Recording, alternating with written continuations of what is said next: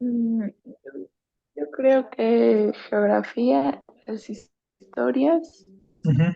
y a lo mejor biología. Y son las sencillas. Química se te hace complicada. Nunca me ha gustado química, pero pues ahora en la universidad veo un buen, entonces Sí, pues más o me menos. imagino que te dan un montón de ello, ¿no? Para- porque ahorita estás en nutrición, ¿no? Sí, Sí, tienes que ver Bueno, pues vamos a ver, para que nos dé tiempo de... Entonces, habíamos visto la sesión anterior cómo la Revolución Mexicana había sido uno de estos procesos complicados, puede ser a veces a veces hasta puede ser un poco enredado, ¿no? Porque si te das cuenta en la revolución, el proceso de revolución, todos se empiezan a matar uno tras otro, y entonces es muy curioso porque de repente uno pierde, ¿no? Uno pierde la idea de, bueno, ¿y este quién era? ¿O este de dónde salió? O cómo salió? Y todo ello, ¿no? Entonces, un poco la idea es trabajar esto, ¿no? Entonces, vamos, vamos aquí, a ver, vamos a hacer este esquema aquí para verlo. Entonces, es un poco tratarlo de ver, para imaginar lo complicado que es esto, ¿no? Haciendo un esquema aquí diferente.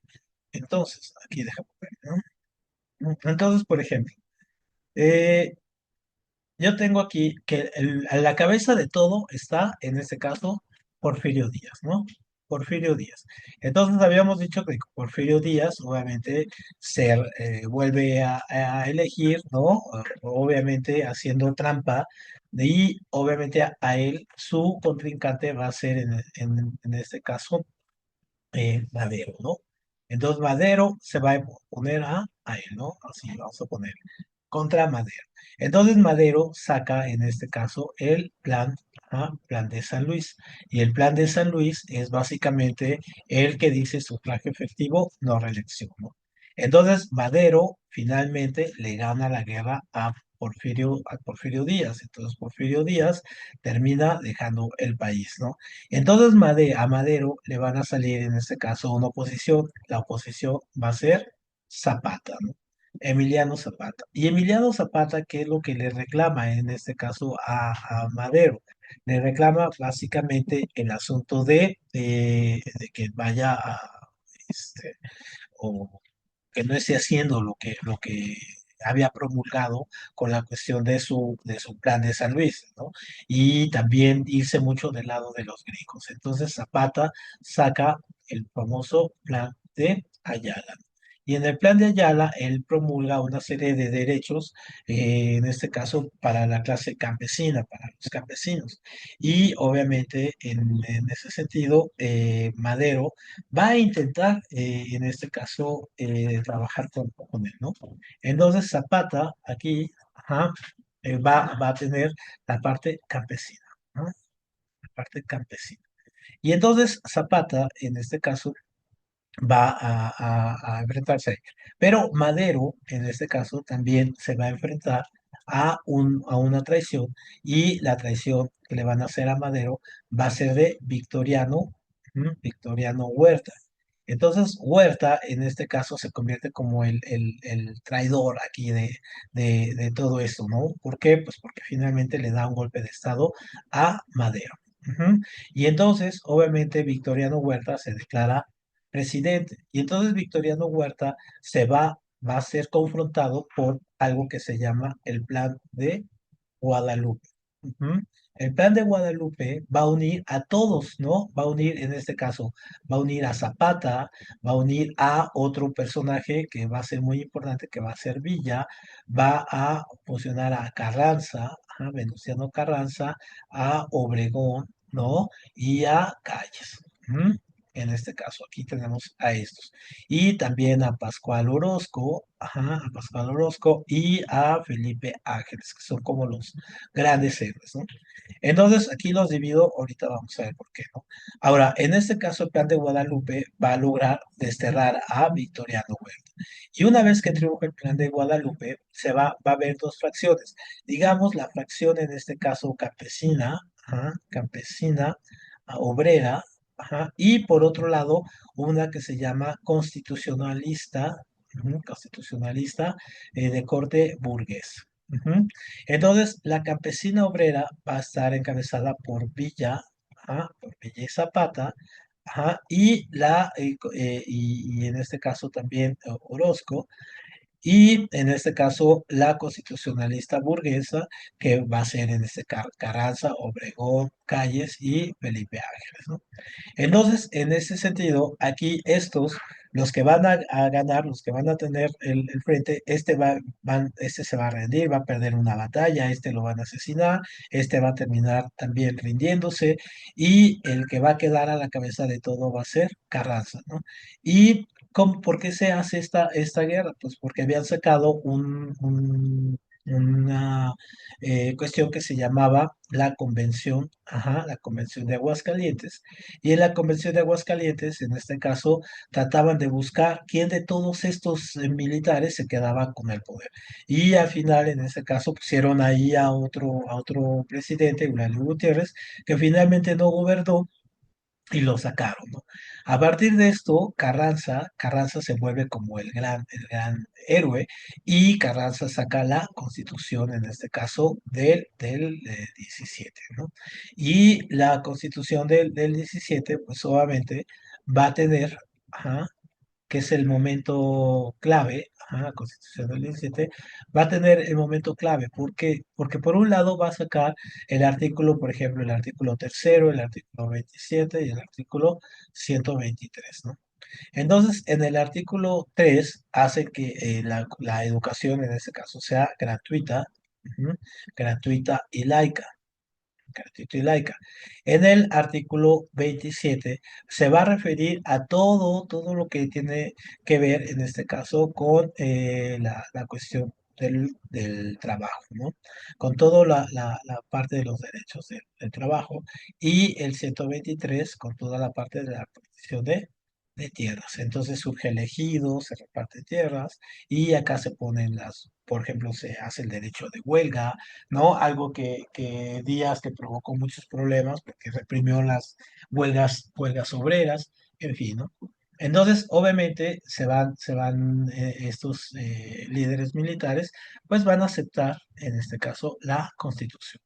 Y entonces, una vez que tienen la Constitución, ¿no? Van a empezar otra vez a pelear entre ellos, ¿no?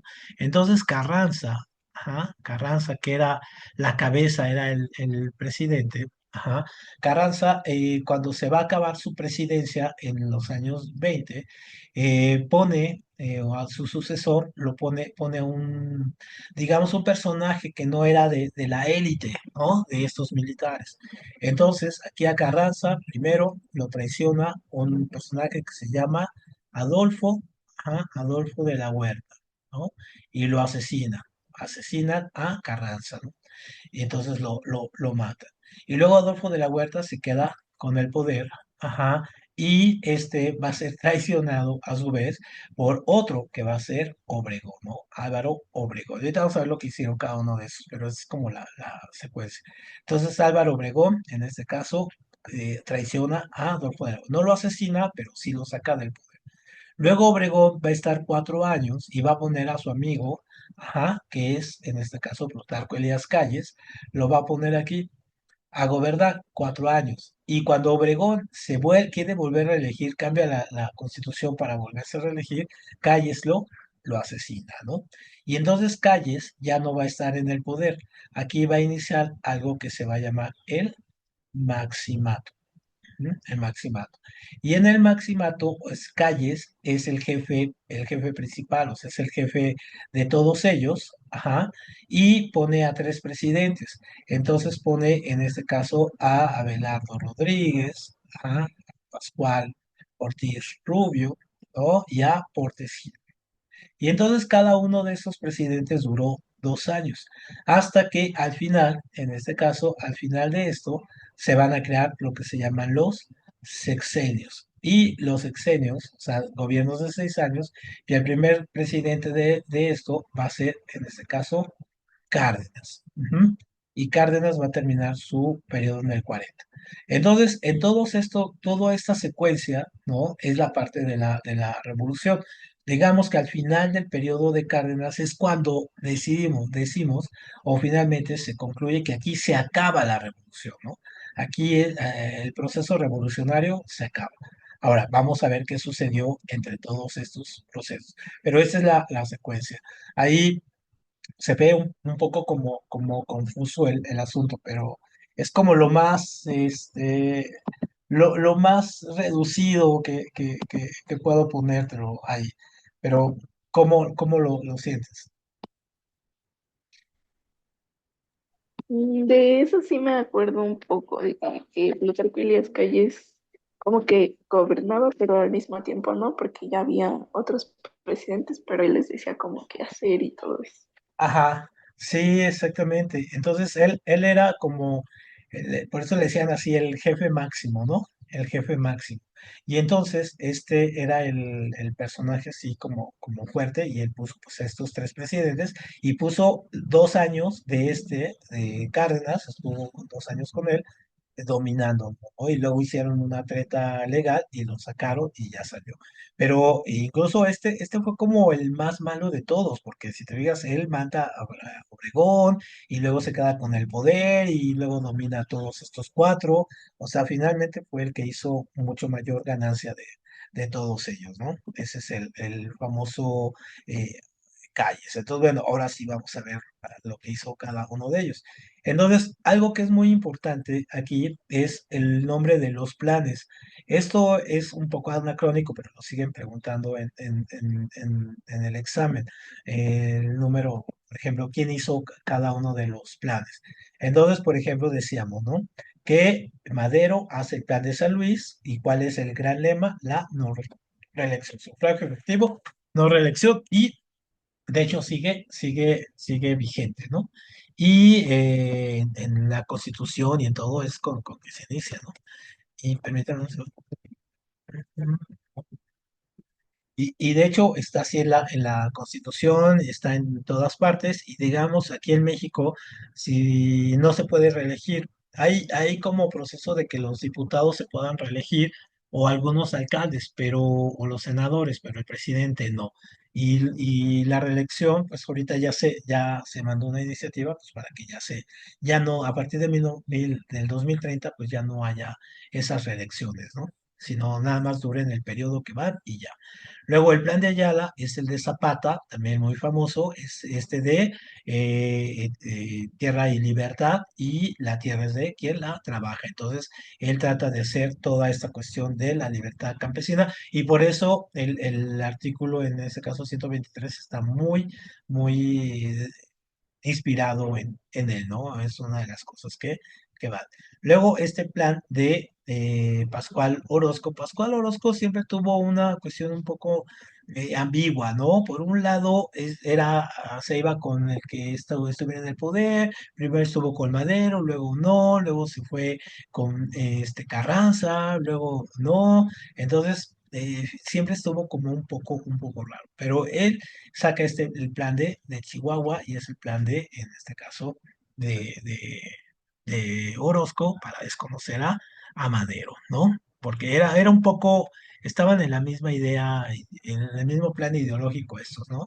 En este caso Zapata y con la cuestión campesina, ¿no? Que querían ahí. Luego el plan de Guadalupe, que es con el que se unen todos para derrotar a Victoriano Huerta. Aquí se unen todos, aunque fueran antagónicos, pero se unen para derrotar a Victoriano Huerta. Y luego esta famosa convención de Aguascalientes, que es donde determinan que ninguno de los líderes militares se quede de presidente, sino que gobierne, en este caso, Eulalio Gutiérrez, pero esta es la que detona que se empiecen a atacar entre ellos, ¿no? Uno tras otro. Entonces, bueno, aquí es lo que hace Madero, lo que hace Villa, esto aquí. ¿no? Nos vamos hasta acá, ¿no? Muy bien, entonces, esta es la famosa foto que se toman, en este caso ahí en el Palacio Nacional, en la famosa silla del águila, que se le conoce, donde está aquí vemos a Zapata, aquí vemos a Villa, y tenemos a todos estos personajes que los apoyaban, ¿no? Y obviamente esta foto es muy reveladora porque ellos estuvieron ahí, pero no asumieron el poder. O sea, no lo tomaron. Ellos dijeron, tomamos la Ciudad de México, pero no tomamos el poder, ¿no? Aquí está Villa, aquí está Zapata. Y dijeron, no, nosotros queremos, no somos, no queremos la presidencia. Nosotros queremos que el que gobierne haga las reformas que se necesitan y de alguna manera Carranza lo hace, ¿no? En la Constitución pone sus peticiones, las pone en la Constitución y ese es, digamos, el gran triunfo de esos jefes militares, ¿no? De haber puesto sus proclamas en la Constitución, aunque a ellos después, pues obviamente los asesinaron y todo porque los veían como una amenaza para él, para el poder. Eso es una de las cosas más tristes. Entonces, aquí tenemos esta cuestión de los artículos, que estos son súper importantes, los artículo tercero, artículo 27 y artículo 123. Entonces, el artículo tercero es la cuestión de la educación, que es gratuita, laica y obligatoria, ¿no? Y obviamente ahora ya se ha reformado esto y ahora ya la educación es obligatoria, antes nada más era la primaria, ahora es hasta la preparatoria, ¿no? Debe ser obligatoria. Por eso también ya los lugares de la prepa ya, bueno, sí existe el examen con Pens para UNAM y Poli, pero ya no para otros bachilleratos de la Ciudad de México, por ejemplo, pueden entrar de manera libre. Luego el artículo 27 que decíamos es sobre las tierras, mares, cuando se abre, por ejemplo, el ejido, ¿no? Se reparten las tierras, aunque esto viene de una proclama también de los hermanos Flores Magón, ¿no? Estos hermanos que fueron asesinados en Puebla y que proclamaban la idea de la repartición de tierras, que no hubiera terratenientes, grandes capitales involucrados en el campo.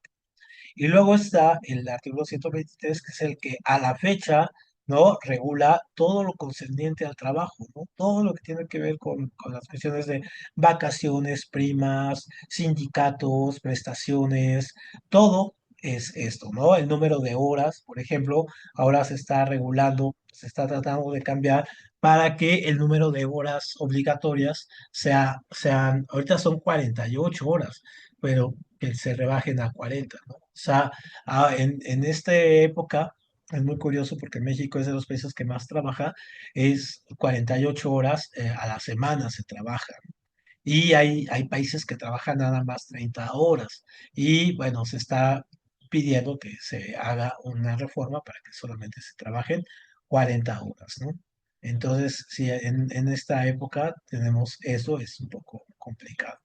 Entonces, este es un poco, ¿no? Aquí como chiste, aquí Porfirio Díaz, Madero lo saca, Huerta saca a Madero, Zapata lo matan también, llega Carranza, ¿no? Obregón mata a todos, ¿no? Calles llega y lo mata, es decir, así fue, ¿no? Y Cárdenas llega y lo saca, es decir, todos se fueron sacando, ¿no? Y al final, pues es que se crea el PRI, ¿no? Es un poco ahí la cuestión. Entonces, otra cosa que también suele ser pregunta de examen, no es la fecha de los presidentes, sino hay que entender la secuencia que tuvieron, ¿no? Entonces, ahorita vamos a ver. Primero entonces llegó Obregón del 20 al 24, una vez que Carranza es eliminado de la carrera, que Adolfo de la Huerta es eliminado y que Obregón, al verse desplazado, este era del grupo Sonora, es decir, estos eran militares de Sonora, así grandotes, todos fuertes, todos muy machos, ¿no? Ellos. Entonces Obregón, que le habían volado una mano, entonces le llamaban ahí el manco, ¿no? Manco Celaya, porque le vean, en esa batalla que es muy importante, le vuelan una mano.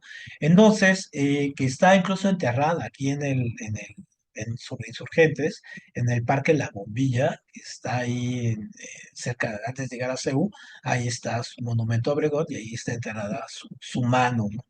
Y entonces, Álvaro Obregón, en su primer gobierno es del 20 al 24, los gobiernos eran de 4 años. Luego, entonces, él termina su gobierno y va a entrar en este caso Plutarco Elías Calles, que también es un sonorense, jefe militar, ¿no? Y era como su mejor amigo de este. Entonces, él está del 24 al 28. Él cambia la constitución para volarse eso de la no reelección y se vuelve a reelegir Álvaro Obregón. Entonces, Álvaro Obregón se vuelve a ser electo presidente, pero no toma posesión porque lo asesinan. Ahí también en el Parque La Bombilla, de hecho, porque ahí está, estaba en una reunión y llega y lo asesina, en este caso un fanático religioso, lo asesina, ¿no? Entonces, como ya el presidente, pues obviamente ya está electo, entonces se tiene que nombrar un presidente sustituto que va a ser Emilio Portes Gil. Y aquí el que manda y el que está decidiendo quién se queda, pues es Cádiz. Emilio Portes Gil hace elecciones y resulta ganador Pascual Ortiz Rubio. Pascual Ortiz Rubio, que está del 30 al 32, en este caso, se ve sometido por Calles y renuncia, decide renunciar, ¿no? Para no verse más sometido. Entonces, como otra vez hace falta un presidente, queda el presidente sustituto, que es Abelardo Rodríguez, y él también queda 2 años aquí. Y él es sometido por Plutarco Elías Calles y es obligado a cambiar la constitución porque ahora los presidentes sean de 6 años, ¿no? Y entonces ahí comienzan los sexenios y el plan sexenal. Entonces del 34 al 40, entonces sube Lázaro Cárdenas. Y Lázaro Cárdenas del 34 al 36 estuvo dominado por Calles. Ujú. Fue el personaje. Y en el 36 lo saca, y a partir del 36 cuando lo saca, o sea, lo exilia, lo manda fuera del país, es cuando Lázaro Cárdenas, es cuando hace toda la obra que le conocemos, así de la creación del poli, la expropiación petrolera y todo ello, ¿no? Es básicamente de ello. Ahora, algunas cosas que hicieron estos personajes, así cosas interesantes que hicieron ellos fue teníamos, ¿no? Por ejemplo, de Carranza, pues creó esta central, la creación de la CRON, esta es una cuestión súper interesante porque es, por ejemplo, es la Central Revolucionaria Obrero de México, o sea, es una central obrera. Y en este caso, en los años que surge, en este caso en el 17 al 20, la CRON estaba muy asociada a lo que iba a ser la Unión de Repúblicas Socialistas Soviéticas, o sea, tenía una tendencia muy de corte socialista. Después, los Estados Unidos obligaron a que no, ¿no? Se hiciera que no. Entonces, esa es una de las cosas. Luego tiene esto de que México se vuelve neutral en la Primera Guerra Mundial, es decir, decide apoyar a Estados Unidos, pero no decide mandar ningún barco ni nada, o sea, decide estar él solamente apoyando a Estados Unidos con materia prima, ¿no? Y hay, en el mundo, por la guerra, hay una inestabilidad económica donde obviamente aquí un peso equivalía a 75 gramos de oro, o sea, era mucho, era una disparidad muy grande. Eh, digamos que ahora esto sería como casi el medio o un peso equivale a casi 10 gramos, perdón, a casi 750 gramos de oro. Es decir, ahora la disparidad es muchísimo más grande, curiosamente. Luego, esto es muy famoso y esta también es clásica pregunta de examen, el telegrama Zimmermann. El telegrama Zimmermann es que a Carranza, los alemanes, le hacen llegar un telegrama donde les dice que ataquen a Estados Unidos, ¿no? Y los alemanes dicen, hazle la guerra te recuperas y le ganas, o sea, te vamos a ayudar a hacerle la guerra a Estados Unidos y te vas a quedar con todo el territorio que le cediste en este caso, hace casi 50 años, ¿no? Entonces, obviamente, Carranza decide no atacar a Estados Unidos, más bien aliarse con él, y entonces él por eso le ayuda. Y entonces van a salir algunos partidos políticos, como el Partido Liberal Mexicano, ¿no? El Partido Científico, ¿no? El Partido Nacionalista, en fin, ¿no? Que no van a tener mayor relevancia, porque son partidos finalmente controlados, en este caso por Carranza. Luego, en este caso, Adolfo de la Huerta, que es el que se queda después de Carranza, el que digamos, ejecuta la traición, ¿no? En este caso se queda como presidente provisional, en este caso va a poner a Obregón, lo va a apoyar y él ya, pues lo van a traicionar porque lo van a mandar fuera, ¿no? O sea, le prepara todas las elecciones a Obregón para que gane y después una vez que gana, lo traicionan y lo mandan fuera. El que nos importa en este caso, que es Obregón. Entonces, a él la parte fuerte que hizo es esto. Primero, reorganiza el ejército. Aquí es cuando que nace el ejército actual. El ejército que tenemos a la fecha, aquí nace, ¿no?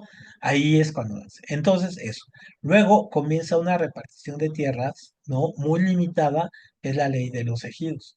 Y otra de las cosas que hace, que es muy importante, que viene mucho en este caso en el examen, es esto: crea la Secretaría de Educación Pública y al frente de la Secretaría de Educación Pública pone a José Vasconcelos. Ajá. Y José Vasconcelos va a ser un personaje muy importante porque después él va a ser rector de la UNAM, ya cuando se vuelve UNAM, cuando ya tiene la M, ¿no? Y va a volverse, y él es el que hace el famoso lema de por mi raza hablará el espíritu, es de José Vasconcelos, ¿no? Entonces, él, digamos que tiene una historia complicada, ¿no? Y entonces, dijimos, entonces Álvaro Obregón se reelige, después lo asesina, ¿no? Modifican la constitución para elegir. O sea, eran unos tramposos que se querían quedar con el poder, ¿no? Perpetuarse ahí en el poder, ¿no? Entonces, obviamente, pues sí, va a tener, digamos, en este periodo de Obregón y Calles, van a surgir expresiones muy curiosas porque a la fecha persisten, pero son expresiones que son como la creación, básicamente la creación de la historia de México, o sea, reinventar la historia de México, ¿no? Porque por ejemplo, surgen los muralistas en esta época de que se matan entre ellos y que están y que Obregón y que Calles. Surge esto, tienen una idea muy clara, aunque se maten y todo ello, tienen una idea muy clara de lo que quieren que sea el país, es decir, con qué país quieren al futuro, un país con una identidad. Y entonces quitan todo lo francés, ¿no? Quitan toda la cultura francesa que había dado en este caso Porfirio Díaz, ¿no? O sea, la echan para atrás, dicen, no, no, esto ya no nos interesa. Ahora queremos rescatar las raíces.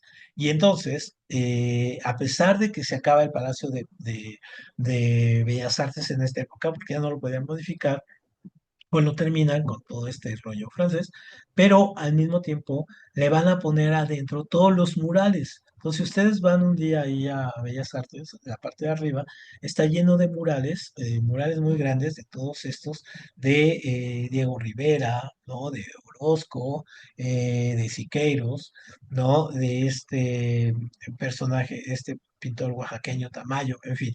Entonces, el muralismo mexicano rescata, ajá, rescata las raíces, ¿no? Rescata las raíces. Entonces, hacen mucho hincapié en la cultura prehispánica. Ojo, porque esto es muy importante, esto lo preguntan mucho en el examen. Lo hacen una revaloración de la cultura prehispánica, de las culturas prehispánicas, y hay un relanzamiento de ello. Entonces, todo se quiere, los historiadores, los filósofos, todos ellos, los artistas, todo quieren hacer con base a la cultura mexica, la maya, pero sobre todo la mexica, ¿no? Y entonces llegan aquí también muchos arqueólogos y todo, que se roban muchísimas cosas, por cierto, ¿no? Se roban muchísimo, y empieza esta revaloración de lo prehispánico, ¿no? Entonces Teotihuacán y todo se empieza como a cobrar el aspecto que ahora tenemos porque estaba cubierto era una montaña y que sabían que ahí estaban pirámides, pero bueno, obviamente no las tocaban. Entonces cuando empiezan como a limpiarlas para exhibirlas, en fin, ¿no? Entonces toda esta época es muy interesante porque surgen estos pintores y dan la identidad, en este caso, del México contemporáneo, ¿no? En este caso surge la idea esta de esta Frida Kahlo también y todo ello. Pero Frida Kahlo es más como una consecuencia del éxito de Diego Rivera, ¿no? Y de hecho Frida Kahlo pues tiene una cuestión muy importante que fue muy infravalorada hasta que llegó en los años 80. pasaron dos cosas. Llegó Madonna y Madonna, la cantante, eh, retomó algunas expresiones de Frida Kahlo, entonces Frida Kahlo se hizo muy famosa en los 80 y hasta la fecha, ¿no? Sigue siendo muy valorada, pero durante varios años estuvo ahí, ¿no? En el abandono total su obra, no era tan famosa. Luego, otra cosa que viene mucho en el examen es que en estos años Estados Unidos siempre estuvo vigilando, es decir, Estados Unidos nunca, nunca, nunca ha dejado, ¿no? La parte de ver México. Entonces, algo que hace o de cómo le interfiere en México, pues simplemente lo estamos viendo ahorita con Trump, ¿no? Con los aranceles y que esto y que es la seguridad, en fin. Entonces, en esa época, en 1923, cuando gobernaba en este caso Obregón, Obregón necesitaba desesperadamente el apoyo, en este caso, de los Estados Unidos. Y entonces Estados Unidos agarra y les pone como condición de que para darles el apoyo necesitan, por un lado, darles, digamos, toda, toda la producción tecnológica que construyera México iba a depender de Estados Unidos. Entonces, esto explica de alguna manera, por ejemplo, por qué México no es un país que produzca tecnología, ¿no? Sheinbaum dijo unos días que iba a producir chips, ¿no? Chips y todo ese asunto. Bueno, obviamente los tratados de Bucareli siguieron vigentes mucho tiempo, entonces México estaba sometido a no producir su propia tecnología y a venderle sus recursos naturales, como el petróleo, a precios preferenciales a los Estados Unidos. Entonces, eso es algo que tenemos hasta la fecha, ¿no? Tenemos muchísimo todo ello. Entonces, obviamente, los tratados, Obregón los firma pues porque necesitaba, a pesar de ir contra todo el gobierno mexicano iba en contra de ello, pues él los firma, pues ¿por qué? Porque necesitaba él reconocimiento. Y luego aquí el maximato, ¿no? Volvemos con este punto, donde este hombre, ¿no? Plutarco Elías Calles, en este caso se vuelve, en este caso, el gran jefe máximo. Y algo que preguntan mucho en el examen es que él es el creador de lo que hoy conocemos como el PRI, ¿no? Al primero se llamó Partido Nacional Revolucionario en el 29 y después se convirtió en el PRI, va a ser el partido, digamos, que va a estar gobernando durante todos esos años, ¿no? Entonces, aquí, ¿qué es lo importante y qué es lo que también llegan a preguntar aquí de él, ¿no? Por un lado, él va a crear en este caso el Banco de México, ¿no? Esto es muy, muy, muy, muy importante. Entonces, crea el banco, ¿no? El Banco de México. Y entonces esto le da una estabilidad al país con respecto a la economía, ¿no? Eso es muy, muy, muy, muy importante. Entonces, digamos, es como su obra, ¿no? También funda, pues, obviamente, la Comisión Nacional de Irrigación para, obviamente, darles agua a los campesinos, ¿no? El Banco de Crédito Agrícola, que ahora pues se convirtió en Ban Rural, y empieza a hacer escuelas de corte industrial, porque ya México empezaba una época de industrialización que va a ser hasta muchísimos años después con eh, con Lázaro Cárdenas y con Ávila Camacho. Entonces, obviamente, él comienza a hacer esto y se mete en una guerra con la expulsión con los católicos, con la expulsión de sacerdotes y con el cierre de iglesias. Y eso es lo que se le llama la guerra cristera. Entonces, él comienza a cerrar esto porque piensa que se ha relajado las leyes de reforma, donde en las leyes de reforma, pues básicamente la iglesia se le quitaba poder, ¿no? Entonces la iglesia se vio en la revolución un momento de tomar un poco el poder, ahí entre tanta confusión, y la guerra cristera le vuelve a dejar a la iglesia fuera del poder. Entonces eso es muy, muy, muy importante, esa guerra cristera, ¿no? Entonces, y que finalmente, pues sí hay novelas y hay muchas historias acerca de esto, ¿verdad? Que cerraron iglesias, templos, y la gente andaba con ondas así de Cristo Redentor y todo eso. Entonces, aquí lo tenemos, también en el 29, ¿no? Esto va a dar mucho pie para que después surjan partidos políticos como el Partido Acción Nacional, ¿no? Estos son los tres, en este caso, los tres presidentes que hubo, ¿no? ¿Por qué soy muy reiterativo en esto? Pues porque es como muy preguntado en el examen acerca de quiénes gobernaban y quiénes eran los que estaban durante el maximato. Es como una cuestión muy de estar preguntando todo el tiempo esto. Perfecto. Y luego, entonces, deseamos que llegue a Lázaro Cárdenas. Y con Lázaro Cárdenas, que está 6 años, a él va a pasar algo muy importante. Entonces, saca a Calles, ¿no? Después de 2 años. Y a partir de ahí es cuando él comienza a hacer su obra. Antes no. Entonces hace la parte de la educación, que es muy importante esto, de que crea, en ese sentido, crea el Politécnico, ¿no? Crea el Poli, va a ser como la parte muy interesante, ¿no? Él lo funda, ¿no? Crea lo que es el Colmex, ¿no? La Escuela de México, o también el Colegio Madrid. ¿Y por qué? Porque en esta época también estaba la Guerra Civil Española, y la Guerra Civil Española obviamente expulsó a muchos intelectuales y a mucha gente de España que se vinieron a refugiar a México, ¿no? Entonces, obviamente trajeron mucha cultura, educación, en este caso fue algo muy interesante, ¿no? También la Escuela Superior de Educación Física, que está ahí a un lado del Palacio de los Deportes, ¿no? Y en este caso también se funda el INA. Este es súper importante, el Instituto Nacional de Antropología e Historia.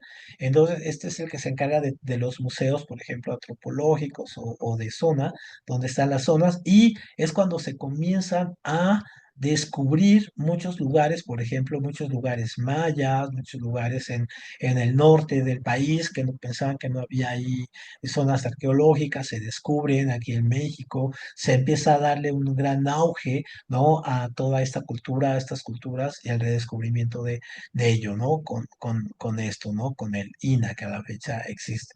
Luego también crea la reforma agraria, que a la fecha, por ejemplo, sigue existiendo, que es darle tierra a todos los campesinos. En este caso es muy importante, crea la oficina de turismo, un poco ligada a esta para darle impulso a los descubrimientos arqueológicos. En este caso hace la expropiación petrolera, que todos sabemos, crea Pemex, ¿no? En este caso le da un refugio a casi 40, 50 mil españoles, que son los que van a estar viviendo aquí, y vienen a enriquecer la cultura mexicana tanto en la universidad y todo. Y obviamente él empieza a crear tiene un aspecto como de política de corte socialista. Entonces, de hecho, cambia el artículo tercero para ponerle educación socialista.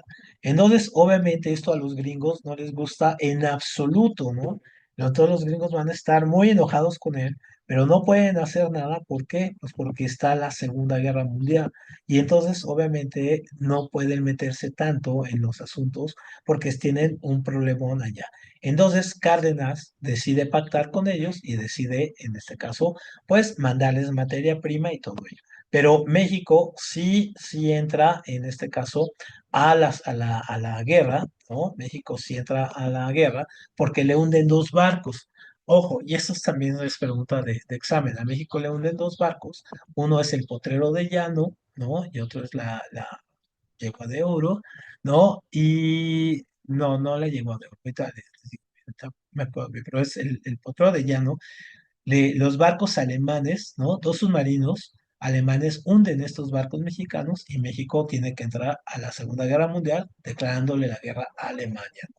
Y de hecho México manda a una serie de pilotos de guerra, que es el Escuadrón 101, 201, perdón, que son los que atacan, bueno, van a estar en Europa y en el Pacífico ayudando a Estados Unidos. Bueno, pues no pudimos terminar. Yo creo que nos sobra una clase más todavía de historia.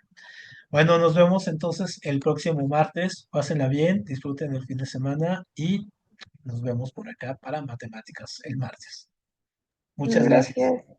a ustedes.